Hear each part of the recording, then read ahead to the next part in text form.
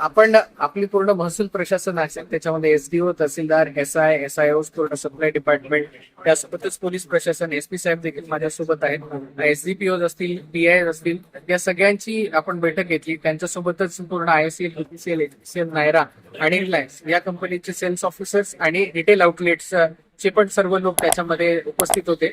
आणि पूर्ण stock position आपण घेतलेली आहे. आपली आज सकाळची जी स्टॉक पोझिशन आहे ती 1990 किलोलीटरची स्टॉक पोझिशन आपल्याकडे डिझेलच्या संदर्भामध्ये उपलब्ध आहे. पेट्रोलच्या साठ्यामध्ये काहीही कमतरता नाही आणि पेट्रोल बाबत पॅनिक सुद्धा नाही. पॅनिक हे आपल्या काही ठिकाणी डिझेलच्या बाबतच होतं.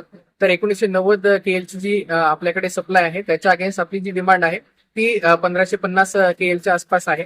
आणि ट्रान्झिटमध्ये जो येणारा साठा आहे तो आपल्याकडे 1760 किलोलीटरचा जो साठा आहे तो ट्रान्झिटमध्ये आहे.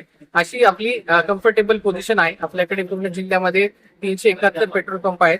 त्याच्यापैकी 20 पेट्रोल पंपांवरती जास्त डिमांड असल्यामुळे आज सकाळच्या परिस्थितीनुसार डिझेल संपलेलं आहे. परंतु तिथेही आम्ही संध्याकाळपर्यंत डिझेल उपलब्ध करून देण्याच्या सूचना दिलेल्या आहेत. आजही रविवारच्या दिवशी युजली डेपो बंद असतात या सर्व कंपनीचे, जिथून सप्लाय होतो ते डेपो देखील आज रविवारचे पण आपण सगळे चालू ठेवायला सांगितलेले आहेत, जेणेकरून कुठेही सप्लाय खंडित होऊ नये आणि नागरिकांमध्ये पॅनिक तयार होणे. या 20 ठिकाणी देखील संध्याकाळपर्यंत आपल्याकडे डिझेल उपलब्ध होणार आहे.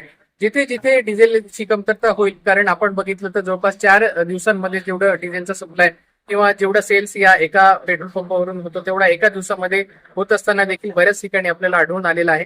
आणि त्यामुळे कुठे कुठे सप्लायचा आपल्याला कन्स्ट्रेंट आढळून आलेला आहे. परंतु स्टॉक पोझिशन कुठेही कमी नाही. पूर्ण जिल्ह्याचा जर विचार केला आपण, सगळीकडे स्टॉक पर्याप्त मात्रेमध्ये आणि येणारही स्टॉक पर्याप्त मात्रेमध्ये आहे.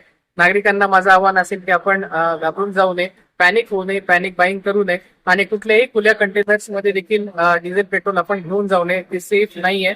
अत्यंत कुठली परिस्थिती जर अशी असेल की तिथे गाडी बंद पडलेली असेल तर तिथे सेफ कंटेनर्स आहेत, त्या सेफ कंटेनर्सच्या द्वारेच हा पुरवठा घेण्यात यावा.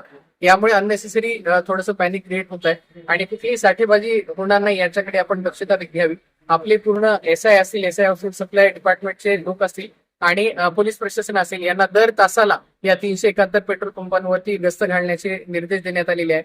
आता सगळीकडे ऑलमोस्ट स्टॉक पोझिशन व्यवस्थित असल्यामुळे सगळीकडे लाईन ज्या आहेत त्या कमी होताना आपल्याला दिसून येईल. सर, शेतकऱ्यांच्या मनात चिंता आहे की आघाडीचे दिवस आहे, डिझेल मिळत नाही. शेतकऱ्यांसाठी काय सांगाल तुम्ही? माझी सर्व शेतकऱ्यांना कळकळीची विनंती आहे आणि आव्हान आहे की कुठलाही स्टॉक मध्ये कमतरता होणार नाहीये. येणारा सप्लायचा जो साठा आहे त्याचा देखील आम्ही आढावा घेतलेला आहे आणि तो देखील पर्याप्त मात्रेमध्ये आहे. आपण घाबरून जाऊन कुठलीही पेट्रोल डिझेलचा साठा करण्याची काहीही आवश्यकता नाहीये.